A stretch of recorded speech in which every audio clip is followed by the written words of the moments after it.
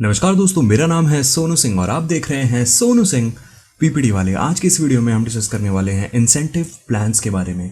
तो इस पूरी वीडियो में हम डिस्कस करेंगे क्या होते हैं इंसेंटिव प्लान्स या क्या होता है इंसेंटिव प्लान, क्या इसके कुछ टाइप्स होते हैं। इसके टाइप्स बहुत ज़्यादा इंपॉर्टेंट है तो उसको मिस मत कर देना, क्योंकि उसमें ही स्टूडेंट्स को सबसे ज़्यादा कन्फ्यूजन रहती है। ठीक है, तो टाइप्स डिस्कस करेंगे, उसके बाद इसके एडवांटेजेस, डिसएडवांटेजेस, ऑब्जेक्टिव्स, बहुत सारी चीज़ें डिस्कस करने वाले हैं। तो एक तरह से फुल पैकेज होने वाला है आपके लिए इंसेंटिव प्लान्स के ऊपर ये वीडियो। तो लास्ट तक देखना आप इस वीडियो को, ताकि आप इस टॉपिक को अच्छे से समझ पाओ। तो स्टार्ट करते हैं इसके ओरिजिन से, मतलब एक एग्जाम्पल के साथ स्टार्ट करते हैं कि इंसेंटिव प्लान्स लेके ही क्यों आए गए थे। क्या इसके बिना कुछ काम नहीं हो रहा था क्या? तो वो चीज़ डिस्कस करते हैं। सबसे पहले जब ऑर्गेनाइजेशन आपने स्टार्ट की तो कुछ फिक्स सैलरी एम्प्लॉयज़ रखे आपने, ठीक है, कि उनको फिक्स सैलरी देंगे, उनको कोई ऊपर से कुछ नहीं मिलेगा, बस एक फिक्स सैलरी मिलेगी। 10,000 रुपये पे एम्प्लॉय रखे, ठीक है, आपने बोला कि आ जाओ हमारी कंपनी में, आपको 10,000 रुपये महीने का मिल जाएगा। एम्प्लॉयज़ भाई पहले दिन बहुत ज़्यादा खुश, पहले के 1 महीने 2 महीने बहुत अच्छा काम किया उन लोगों ने। लेकिन उसके बाद वो सोचने लगे भाई हम काम क्यों कर रहे हैं, मतलब इतना ज़्यादा दिन रात मेहनत क्यों कर रहे हैं। तो बोर्डम आने लग गया उनके बीच में, ठीक है। वो लोग काम में ज़्यादा इंटरेस्टेड नहीं होने लग गए, क्योंकि वो बोल रहे हैं फिक्स सैलरी तो वैसे भी मिलनी है और वैसे भी मिलनी है, तो इतना ज़्यादा दिमाग क्यों खप कर रहे हैं हम, इतना ज़्यादा मतलब हार्ड वर्क क्यों कर रहे हैं। बेसिकली हार्ड वर्क के लिए हमें एक्स्ट्रा पे थोड़ा ना मिल रहा है। तो बोर्डम आ गया वहाँ पे, एम्प्लॉय टर्नओवर आ गया, वो छोड़ के जाने लग गए, डीमोटिवेशन आ गया। तो ये सारी चीज़ें आने लग गई। तो इन्हीं चीज़ों से डील करने के लिए क्या लेके आया गया? इंसेंटिव प्लान लेके आया गया।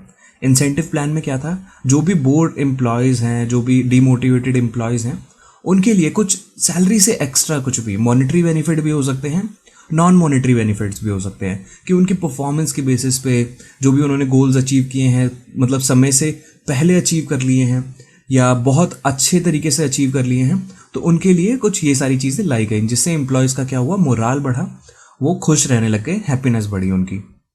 ठीक है, तो इसे ही बोलते हैं इंसेंटिव प्लान, कि सैलरी के अलावा अगर आप कोई मोनेटरी नॉन मोनेटरी बेनिफिट अगर अपने एम्प्लॉयज़ को दे रहे हो उनकी परफॉर्मेंस के बेसिस पे, तो वो इंसेंटिव बोला जाता है।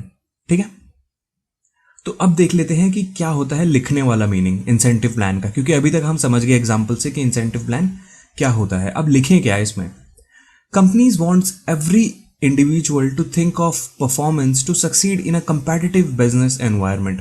सही बात है, हर एक कंपनी जितने भी एम्प्लॉयज़ हायर करेगी उनसे यही एक्सपेक्ट करेगी ना कि वो मतलब अपनी परफॉर्मेंस के बारे में भी सोचें, ताकि जो भी बिजनेस की परफॉर्मेंस है वो ऑटोमेटिकली इन्हांस हो पाए, तो वो अपनी परफॉर्मेंस के बारे में भी सोचें। ठीक है, every employ has to work hard, deliver results on a daily basis. तो कंपनीज अपने एम्प्लॉय से यही एक्सपेक्ट करती है कि वो काम बहुत अच्छी तरीके से, मतलब हार्ड वर्किंग एम्प्लॉयज़ हों, रिजल्ट डिलीवर करने वाले एम्प्लॉयज़ हों, है ना।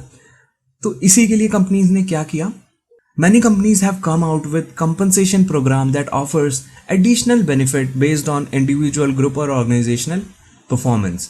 तो इसलिए कंपनीज ने क्या किया कि सैलरी के अलावा ऐसा कंपनसेशन प्लान बनाया जिसमें सैलरी के अलावा आपको इंसेंटिव प्लान्स भी दिए जा रहे हैं, या इंसेंटिव्स भी दिए जा रहे हैं, एडिशनल बेनिफिट्स भी दिए जा रहे हैं। ठीक है, और ये इंडिविजुअल लेवल पे भी हो सकते हैं, ग्रुप लेवल पे भी हो सकते हैं और ऑर्गेनाइजेशनल लेवल पे भी हो सकते हैं। इसको हम आगे डिस्कस करेंगे टाइप्स में। ठीक है, incentive plans are methods in which employees of an organisation are kept motivated for the work that they do and are given incentives on reaching or accomplishing certain organization goals। ठीक है, तो incentive plans ऐसे methods होते हैं कुछ जो employees को motivated रखने में सहायता करते हैं। ठीक है, जो भी वो काम कर रहे हैं उसमें वो मोटिवेटेड रहे कि हाँ भाई हम अच्छा काम करेंगे तो हमें इंसेंटिव मिलेगा, अगर हम गोल्स अचीव कर लेंगे तो हमें इंसेंटिव मिलेगा, तो वो काम के प्रति मतलब लगाव एक महसूस करें वो। ठीक है, अब देख लेते हैं क्या होते हैं उद्देश्य, क्या होते हैं ऑब्जेक्टिव्स इंसेंटिव प्लान्स के, कि इंसेंटिव प्लान्स लाने के पीछे कारण क्या होते हैं। To increase productivity of individual as well as group. Incentive plan लाने से क्या होगा, प्रोडक्टिविटी बढ़ेगी इंडिविजुअल्स की, कि ठीक है वो पहले मतलब कम काम कर रहे होंगे, पहले वो डेस्क पे सो रहे होंगे, लेकिन अगर इंसेंटिव प्लान्स लेके आओगे आप तो वो काम से ज़्यादा कॉम्प्रोमाइज़ नहीं करेंगे। ठीक है, वो काम पूरा करेंगे, अपना टिप टॉप रखेंगे काम सारा। ठीक है, to show concern for workers. अब जो एम्प्लॉयर्स होते हैं, जो ऑर्गेनाइजेशन, जो कंपनीज होती हैं, वो इंसेंटिव प्लान इसलिए लेके आती हैं ताकि वो एक कंसर्न शो कर सकें कि हम भाई हम अपने वर्कर्स के लिए भी बहुत सारी चीज़ें सोचते हैं सैलरी के अलावा भी। थर्ड होता है to encourage employees achieve specific organisational goals. अब कोई एक स्पेसिफिक ऑर्गेनाइजेशनल गोल है, अगर एम्प्लॉयज ही काम नहीं कर रहे हैं आपके तो वो अचीव नहीं हो पाएगा। तो इंसेंटिव प्लान लाने के पीछे का कारण भी यही होता है कि एम्प्लॉयज जो ऑर्गेनाइजेशनल गोल हैं उसके प्रति काम करें और अच्छे से काम करें ताकि जो गोल्स हैं वो मीट हो पाएँ या अचीव हो पाएँ। लास्ट होता है इसका, मतलब होते तो बहुत सारे, मैंने 4 ही लिखे हैं, 4 मोर देन इनफ है अगर ऑब्जेक्टिव्स आ जाते हैं तो। To increase profit of the organisation.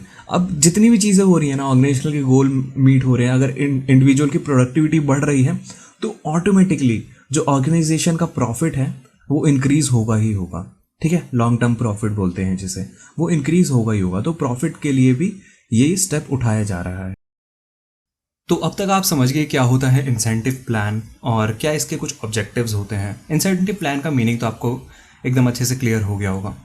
तो अब हम डिस्कस करने वाले हैं कितने तरीके के इंसेंटिव प्लान्स हो सकते हैं। इस स्लाइड को शुरू करने से पहले मैं एक क्वेश्चन टाइप देना चाहता हूँ कि आपको थोड़ी सी बोरिंग लग सकती है ये वाली स्लाइड। मतलब ऐसा हो सकता है अगर आप ध्यान ना दो अच्छे से तो आपके ऊपर से निकल जाए सारा जो मैं बताऊँगा। ठीक है, तो आपसे विनती यही है, यहाँ पे रिक्वेस्ट यही है कि आपको जो भी ब्रेक लेना है ना अभी आप ले सकते हो, पानी वानी पीना है आप जाके पी सकते हो। इस वाली स्लाइड में बीच में मत उठना, ठीक है, नहीं तो आपको समझ में नहीं आएगा। तो यहाँ पे 3 तरीके के इंसेंटिव प्लान्स होते हैं, 3 तरीके के या 3 कैटेगरीज में डिवाइड किया जाता है। सबसे पहला होता है इंडिविजुअल इंसेंटिव प्लान, सेकंड होता है group incentive plan and third होता है ऑर्गेनाइजेशन वाइड इंसेंटिव प्लान्स। ठीक है, इंडिविजुअल इंसेंटिव प्लान्स मतलब जो इंडिविजुअल की परफॉर्मेंस है, जो भी वो काम करेगा उसके बेसिस पे उसको इंसेंटिव दिया जाएगा, उस पे ही बस लागू होगा वो। ग्रुप इंसेंटिव प्लान का मतलब पूरी ग्रुप की परफॉर्मेंस के बेसिस पे जो भी अच्छा करेगी बुरा करेगी उसके बेसिस पे इंसेंटिव दिया जाएगा और पूरे ग्रुप पे लागू होगा ये। ऑर्गेनाइजेशन वाइड इंसेंटिव प्लान का मतलब पूरी ऑर्गेनाइजेशन की परफॉर्मेंस के बेसिस पे इंसेंटिव का डिटर्मिनेशन होगा। तो यहाँ पे जो 3 इंसेंटिव प्लान है इसके अंदर बहुत सारे इंसेंटिव प्लान्स आएंगे जहाँ पे आप कंफ्यूज हो सकते हो। ठीक है, मतलब इतना भी नहीं है रॉकेट साइंस, आप बिल्कुल समझ जाओगे जैसे जैसे मैं बताऊंगा अगर आप उस चीज़ को फॉलो करते रहो तो साथ के साथ। सबसे पहला आता है इंडिविजुअल इंसेंटिव प्लान, पहले हम डिस्कस कर रहे हैं उसके अंदर सबसे पहला आता है Taylor's differential piece rate system. अब जो FW टेलर थे उनको फादर ऑफ मैनेजमेंट भी माना जाता है। उन्होंने क्या किया, टाइम और मोशन स्टडी किया कि कैसे वर्कर्स काम करते हैं, उस चीज़ को स्टडी किया और एक स्टैंडर्ड आउटपुट डिसाइड किया कि हाँ भाई इतना आउटपुट तो बनना ही बनना चाहिए। अब जो वो स्टैंडर्ड आउटपुट रीच कर लेता है, जैसे मान लो किसी कंपनी, कोई पेन बनाने वाली कंपनी है, वो 50 पेन का उसका स्टैंडर्ड आउटपुट है कि 50 पेन तो बनने ही चाहिए। अब किसी भी वर्कर ने 50 पेन बना लिए तो उसको क्या मिलेगा, हायर पीस रेट मिलेगा। यहाँ पे 2 पीस रेट होते हैं, हायर पीस रेट और लोअर पीस रेट। अगर उसने स्टैंडर्ड आउटपुट मीट कर लिया या एक्सीड कर लिया, 50 से ज़्यादा पेन बना लिए, तो उसको हायर आउटपुट मिलेगा, हायर पीस रेट मिलेगा। ठीक है, और अगर किसी ने नहीं बना पाया, कोई मतलब 40 ही बना पाया, कोई 30 ही बना पाया, तो उसको क्या मिलेगा, लोअर रेट मिलेगा, लोअर पीस रेट बोल सकते हो इसे। ठीक है, तो ये तो था Taylor differential piece rate system, एकदम मस्त क्लियर हो गया होगा। सेकेंड है Merrick's multiple piece rate system. अब पीस रेट सिस्टम तो दोनों में सेम है, ऊपर वाला था डिफरेंशियल, ये है मल्टीपल। मतलब इसमें यह बताया गया है कि टेलर ने जो भी बताया है ना piece rate, higher piece rate और लोअर पीस रेट 2 बताए हैं टेलर ने कि अगर आउटपुट मीट कर लिया तो हायर पीस रेट मिलेगा, नहीं मीट किया तो लोअर पीस रेट मिलेगा। अब मैरिक क्या बोलता है, मैरिक बोलता है भाई 2 पीस रेट से तो काम नहीं चलेगा, कुछ उसके बीच की सिचुएशन भी तो हो सकती है। या उन वर्कर्स का क्या जो आउटपुट से बहुत ज़्यादा बना रहे हैं, मतलब मान लो 50 पेन बनाने थे, किसी किसी वर्कर की प्रोडक्टिविटी इतनी अच्छी है, उनको इतनी मतलब नॉलेज है उस चीज़ की कि उन्होंने 60 या 70 पेन बना दिए, तो उनको भी क्या बस हायर पीस रेट दोगे? तो क्या डिफरेंस हुआ 50 पेन बनाने वालों में और 60 और 70 पेन बनाने वालों में? तो यहाँ पे 3 तरीके की ऑर्डिनरी पीस रेट लेके आए गए। सबसे पहला होता है ऑर्डिनरी पीस रेट। अगर जो स्टैंडर्ड आउटपुट है उससे किसी ने कम बनाया, जैसे 50 पेन बनाने से 40 या 30 ही बनाए, तो उसको क्या मिलेगा, ऑर्डिनरी पीस रेट मिलेगा। किसी ने स्टैंडर्ड आउटपुट मीट कर लिया, 50 पेन बनाने थे, 50 ही बनाए, भाई ने बोला कि 50, आपने बोला था ये लो 50 पेन आपके, तो उसको मिलेगा 110%। जो भी ऑर्डिनरी पीस रेट होगा उसका 110% मिलेगा। ठीक है, मतलब अगर ऑर्डिनरी जो भी पीस रेट है वो है 100 रुपये, तो उसको मिलेंगे 110 रुपये, क्योंकि उसने जो स्टैंडर्ड आउटपुट है वो मीट कर लिया है। अब किसी ने एक्सीड कर लिया स्टैंडर्ड आउटपुट, 50 पेन बनाने थे, 60-70 पेन बना के बैठा हुआ है, तो उसको मिलेगा 120% ऑर्डिनरी पीस रेट, 120 रुपये मिलेंगे उसको। ठीक है, तो जो एक्स्ट्रा मिल रहा है ना वो है इंसेंटिव उसमें। ठीक है, थर्ड होता है हेल्सी प्लान। हेल्सी प्लान को हम स्टैंडर्ड आवर प्लान भी बोलते हैं या स्टैंडर्ड आवर प्लान भी बोलते हैं, जिसके अंदर घंटों के हिसाब से इंसेंटिव दिया जाता है। एक स्टैंडर्ड टाइम फिक्स कर दिया जाता है हर एक जॉब के लिए, और अगर किसी भी इंडिविजुअल ने या किसी भी वर्कर ने उस जॉब को उस स्टैंडर्ड टाइम से कम टाइम में पूरा कर लिया, मतलब मान लो 2 घंटे डिसाइड किए गए थे स्टैंडर्ड टाइम कि 2 घंटे में ये जॉब पूरी हो जानी चाहिए, भाई 1.5 घंटे में ही करके बैठा है कोई, तो उसको क्या मिलेगा, उसको मिलेगा इंसेंटिव। ठीक है, और अगर कोई मतलब टाइम पे ही काम पूरा कर रहा है, टाइम से लेट कर रहा है, तो उसको इंसेंटिव पे नहीं किया जाएगा। फोर्थ होता है रोवन प्लान। रोवन प्लान में भी हेल्सी प्लान की तरह ही दिया जाता है, टाइम के बेसिस पे क्या दिया जाता है, इंसेंटिव दिया जाता है, लेकिन इसका डिटर्मिनेशन अलग होता है। रोवन प्लान क्या कहता है, अगर किसी ने टाइम से पहले जो है आउटपुट मीट कर लिया, टाइम से पहले कितने भी पैन बनाने थे वो बना लिए, 2 घंटा बोला था 1.5 घंटे में बना के बैठा है, तो जो उसने 30 मिनट सेव किए ना, जो भी आधा घंटा सेव किया उसने, उसकी परसेंटेज से उसका जो इनिशियल आर्ली वेज जो जिसे बोलते हैं, जैसे कि 10 रुपये डिसाइड किया था कि 10 रुपये प्रति घंटा आपको मिलेंगे, तो उस 10 रुपये को ही बढ़ा दिया जाता है उतनी परसेंटेज से। ठीक है, बात समझ में आ गई है, थोड़ा सा कंफ्यूजन हुआ होगा आपके लिए। मतलब इसमें कुछ नहीं करना है, इसमें पहले डिसाइड किया गया था कि हाँ भाई आपको 50 पेन बनाने हैं, 2 घंटे हैं आपके पास। ठीक है, 2 घंटे में आपको हम 10 रुपये प्रति घंटा के हिसाब से पे करेंगे, 20 रुपये आपको प्रति घंटा, जो भी 2 घंटे आप काम करोगे उसके 20 रुपये मिल जाएंगे। तो उसने क्या किया, 1.5 घंटा ही काम कर लिया, तो क्या 1.5 घंटे के हिसाब से उसको पैसे मिलेंगे? नहीं, ऐसा नहीं होगा, उसको 2 घंटे के हिसाब से तो पैसे मिलेंगे ही, प्लस उसको इंसेंटिव मिलेगा। ठीक है, जो भी 10 रुपये प्रति घंटा था उसी को इंक्रीज कर दिया जाएगा जितना भी उसने टाइम सेव किया है उसके प्रोपोर्शनेट से। ठीक है, अगर वहां पे हम गए तो थोड़ी सी मैथमेटिकल कैलकुलेशन हो जाएगी, जो कि मैं नहीं चाहता हूं यहाँ पे हो। ठीक है, आपको ऊपर ऊपर से समझ में आ जाना चाहिए कि कौन से प्लान में या कौन से मतलब जो भी थ्योरी है उसमें क्या चीज़ें होती हैं। ठीक है, तो रोवन प्लान भी सेम था, हेल्सी प्लान की तरह ही, घंटे जितने घंटे सेव किए उसके हिसाब से इंसेंटिव मिलेगा, लेकिन इसमें डिटरमाइन करने का तरीका थोड़ा सा अलग है। फिफ्थ होता है Gantt task and bonus plan. अब इसमें सारी चीज़ें सेम है, टाइम के बेसिस पे, पीस के बेसिस पे जो भी है इंसेंटिव दिया जाएगा, लेकिन इसमें एक एक्स्ट्रा चीज़ लेके आई गई, बोनस। ठीक है, तो इसमें अगर किसी ने स्टैंडर्ड आउटपुट मीट कर लिया तो उसको जो पीस रेट है, जो भी जितना भी डिसाइड हुआ था स्टार्टिंग में पैसे, वो तो मिलेंगे ही मिलेंगे, लेकिन उसको 20% या जितना भी परसेंटेज डिसाइड होगा उतना बोनस भी मिलेगा एक्स्ट्रा।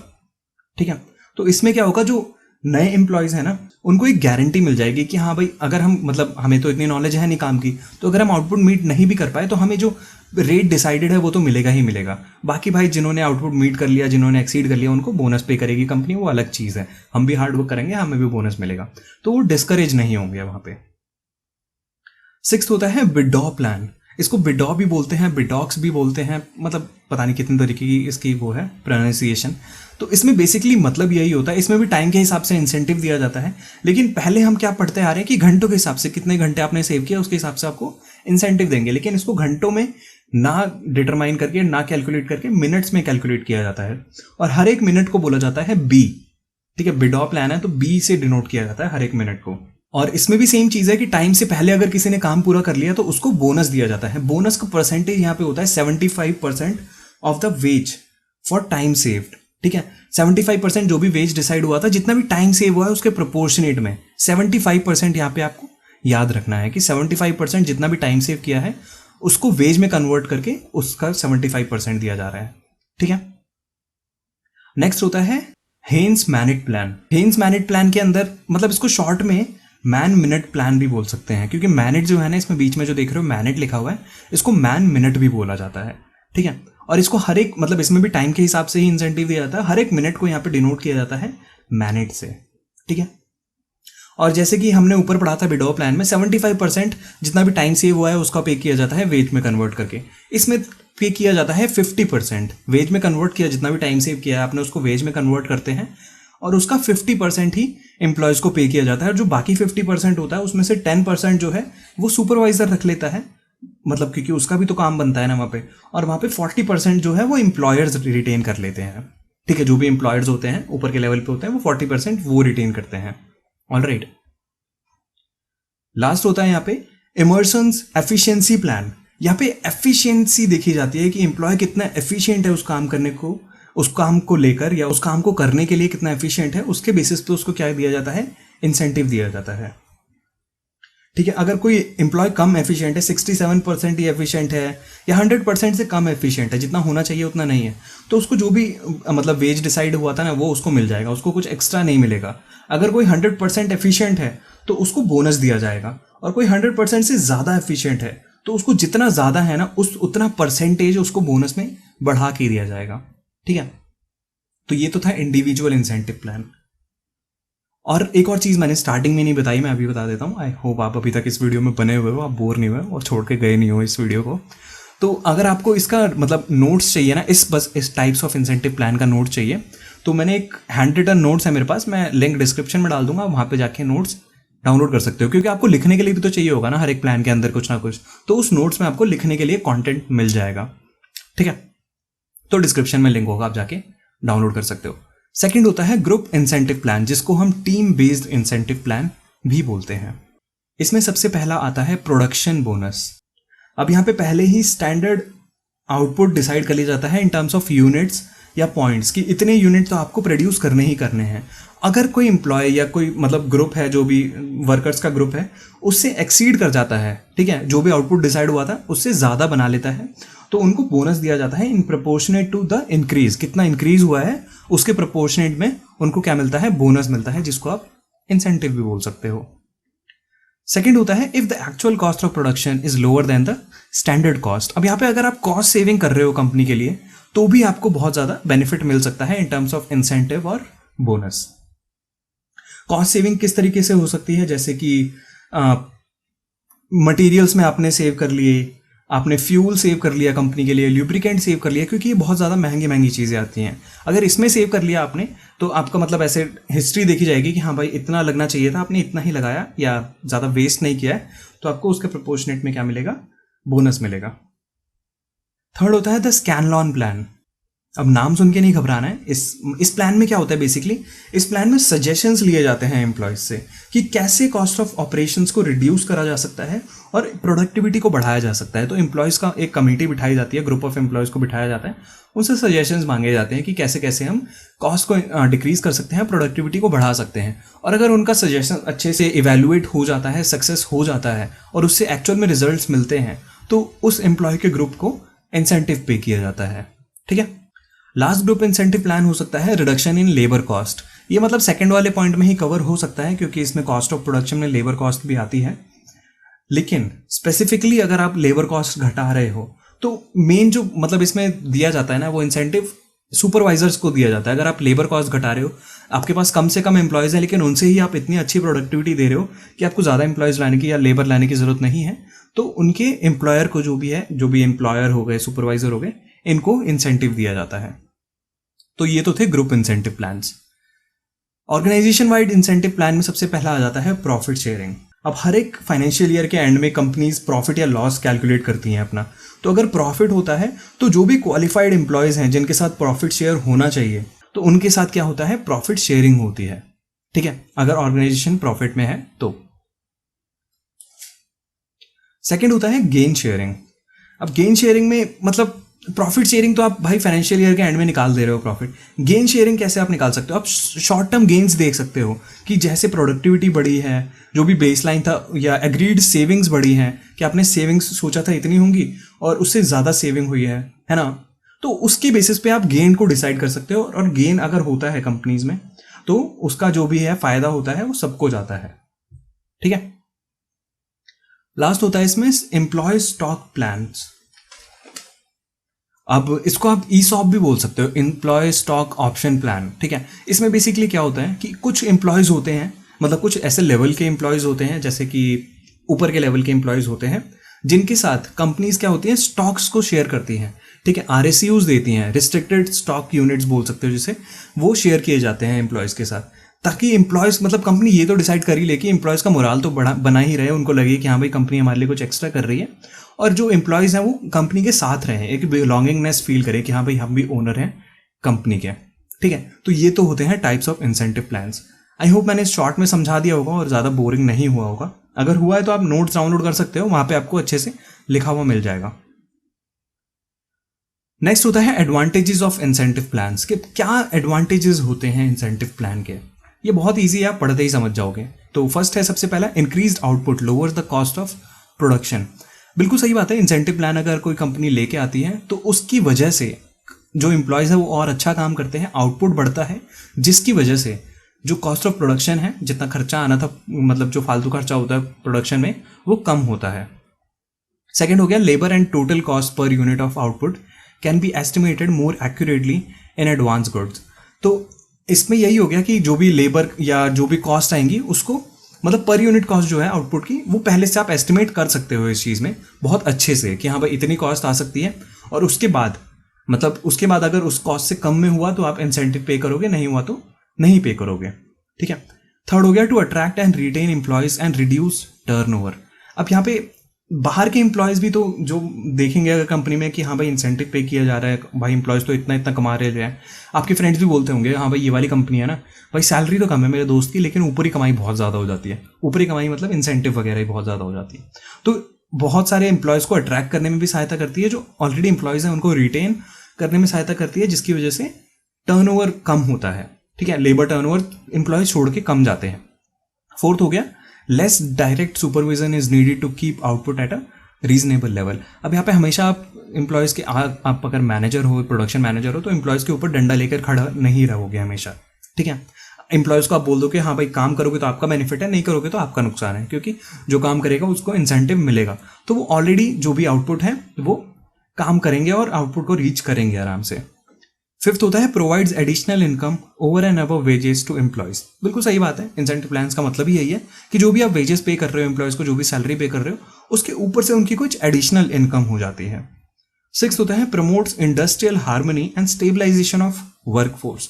इंडस्ट्रियल हार्मनी मतलब लड़ाई झगड़े कम होते हैं और जो भी वर्कफोर्स है वो बहुत ज़्यादा स्टेबल रहती है, ज़्यादा इधर उधर नहीं भागती है, मतलब उनके दिमाग में फालतू चीज़ें नहीं आती हैं। फिर देख लेते हैं लिमिटेशंस ऑफ इंसेंटिव प्लान्स। अब कुछ फायदे हैं तो कुछ नुकसान तो होंगे ही होंगे ना, मतलब नहीं भी होंगे तो निकालने तो हैं, क्योंकि एग्जाम में तो आ ही सकता है, तो लिखना तो पड़ेगा ही। तो क्या होता है, देखो इसको भी पढ़ते आप समझ जाओगे। सबसे पहला होता है इसमें, very often management keeps unfair standards and they are a great hindrance in the way of motivating employees. अब भाई मैनेजमेंट क्या करता है, मैनेजमेंट चालूबंदी करता है, वो बोलता है कि हाँ भाई स्टैंडर्ड आउटपुट मीट करने पे इंसेंटिव मिलता है, ठीक है भाई स्टैंडर्ड आउटपुट ही बढ़ा देते हैं। अब मान लो 50 पेन बनाने थे, अब बोलो कि 100 पेन बनाने पे इंसेंटिव देंगे, नहीं तो नहीं देंगे। तो उसमें क्या है, एम्प्लॉयज़ का मोटिवेशन कम हो जाता है, भाई 100 पेन यार मजाक कर रहे हो क्या, 50 पेन तो बना सकते थे हम, 100 कैसे बनाएंगे, है ना। तो वहाँ पे एम्प्लॉय का मोटिवेशन थोड़ा सा डगमगा जाता है। सेकेंड होता है, there is a fear in mind of employees that the management will keep on increasing the targets और rates will be reduced if they earn too much. बिल्कुल सही बात है, एम्प्लॉयज़ ऐसा सोचते ही सोचते हैं कि हाँ भाई अगर हम ज़्यादा कमाने लग गए तो मैनेजमेंट भी ये चीज़ देखेगा ना कि हाँ भाई सारे एम्प्लॉयज़ को ही इंसेंटिव मिल रहा है यार, तो वो क्या करेगा, या तो टारगेट बढ़ाएगा या जो भी रेट्स होंगे इंसेंटिव के वो रिड्यूस करेगा। ठीक है, मैनेजमेंट ये करता ही करता है, तो इस चीज़ का भी एक भय रहता है एम्प्लॉयज़ के मन में। थर्ड होता है, difficult to understand incentive plan if the employees can not understand how performance will lead to reward they may not put efforts to achieve targets. अब एम्प्लॉयज़ को समझ ही नहीं आया, आपने इतना कठिन सा इंसेंटिव प्लान बना दिया, एम्प्लॉयज़ को दिमाग में ही नहीं, पल्ले ही नहीं पड़ा उनके, तो वो बोले कि क्या कह रहे हो, इंसेंटिव मिलेगा, कब मिलेगा, ये तो समझ नहीं आ रहा कब मिलेगा। इंसेंटिव दे रही है कंपनी, लेकिन कब दे रही है, कैसे दे रही है, कितना प्रोडक्शन मीट करने पर दे रही है, ये समझ नहीं आएगा एम्प्लॉयज़ को। तो अगर आप इंसेंटिव प्लान बना रहे हो तो एम्प्लॉयज़ को समझाओ भी उसको अच्छे तरीके से, ठीक है, और जितना ईजी हो सके उतना ईजी रखो अपने इंसेंटिव प्लान को। जैसे कि 50 पेन वाला एग्जाम्पल था, भाई 50 से ऊपर जिसने पेन बनाए उसको इंसेंटिव दिया जाएगा, इस रेट से इंसेंटिव दिया जाएगा। ठीक है। फोर्थ होता है, the incentive plan differentiate between good and poor performances, it harsh on labour average workers. बिल्कुल सही बात है, अगर कोई नया एम्प्लॉय आया है, कोई नया वर्कर आया है, वो तो भाई देख के डिमोटिवेट हो जाएगा, भाई ऐसे मतलब सिर पकड़ के वो बैठ जाएगा, बोलेगा यार सब इतना कमा रहे हैं और मेरे को बस सैलरी मिल रही है, मेरे को इंसेंटिव मिल ही नहीं रहा है, मैं काम ही नहीं कर पा रहा हूँ यहाँ पे। तो ठीक है, तो वो क्या करेगा, उसको धीरे धीरे सीखना होता है ना। तो यहाँ पे इंसेंटिव प्लान लाने का ये भी एक डिसएडवांटेजेस होते हैं, मतलब ये भी एक वन ऑफ द डिसएडवांटेज होता है। ठीक है। फिफ्थ होता है, worker are affected if the production और sale is affected due to certain reasons beyond their control. अब कई बार क्या होता है, वर्कर्स ने तो भाई बहुत दबा के मेहनत कर दी, उन्होंने आउटपुट वगैरह सब बना दिया, लेकिन फिर भी अगर सेल नहीं होती है, कंपनी को प्रॉफिट नहीं होता है, जो भी मतलब जो बाहर है ना वो रेज नहीं हो पाता है किसी और रीज़न की वजह से, मतलब जो भी एम्प्लॉयज़ हैं उनके कंट्रोल से बाहर कोई रीज़न था, तभी भी उनको इंसेंटिव नहीं मिलता है। तो उसकी वजह से वर्कर्स अफेक्ट होते हैं, तो ये भी एक लिमिटेशन होता है इंसेंटिव प्लान का। सिक्स्थ होता है ट्रेड यूनियन में अपोज सच प्लान। अब ट्रेड यूनियन इसमें घुस सकता है, बोलेगा कि हाँ भाई इस रेट से कैसे दे रहे हो आप एम्प्लॉयज़ को इंसेंटिव, इस रेट से क्यों नहीं दे रहे, इसको क्यों नहीं बढ़ा रहे, इसको क्यों नहीं घटा रहे। तो ट्रेड यूनियन का काम होता ही है कि एम्प्लॉयज़ के मतलब हित में जो भी है लड़ाई वड़ाई करना, लड़ाई वड़ाई इन द सेंस गुड लड़ाई करना, ऐसे डंडे वंडे नहीं मारना, ठीक है। तो ये भी एक लिमिटेशन हो सकता है इंसेंटिव प्लान का। तो यही था इस वीडियो में। आई होप आपको समझ में आया होगा क्या होता है इंसेंटिव प्लान, क्या इसके ऑब्जेक्टिव्स होते हैं, क्या इसके टाइप्स होते हैं। टाइप्स में थोड़ा सा नहीं समझ में आया होगा तो कोई बात नहीं, क्या इसके एडवांटेजेस होते हैं, क्या इसके लिमिटेशंस होते हैं। अगर कोई भी डाउट है इस वीडियो में तो प्लीज़ नीचे कमेंट सेक्शन में लिखना ना भूलें, और लाइक हो जानी चाहिए वीडियो, प्लीज़ लाइक कर देना। अगर पसंद नहीं आई तो आप डिसलाइक कर सकते हो, वैसे अभी यूट्यूब ने डिसलाइक वाला वो हटा दिया, मेरे को भी पता नहीं चलता कौन डिसलाइक कर रहा है। मेरे को एक परसेंटेज पता चल जाती है कि हाँ भाई इतने परसेंटेज जो भी इतने परसेंट लोग हैं वो लाइक कर रहे हैं, तो कोशिश करना लाइक कर दो तो अच्छी बात है। तो मिलते हैं आपसे नेक्स्ट वीडियो में, तब तक के लिए goodbye, take care, have a nice day.